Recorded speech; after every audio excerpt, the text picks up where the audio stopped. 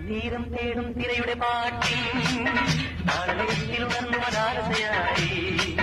ഇന്ന് പ്രേമം പൊക്കും മുകിലിന്നേറ്റിൽ കാമുറക്കമുണർന്ന വിലാസിനിയായി നർത്തനം തുടരും മോഹിനി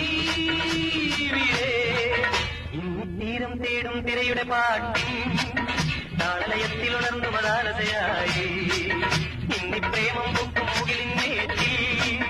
കാമമുറക്കമുണർന്നു വിലാസിനിയായി നർത്തനം തുടരും മോഹിനി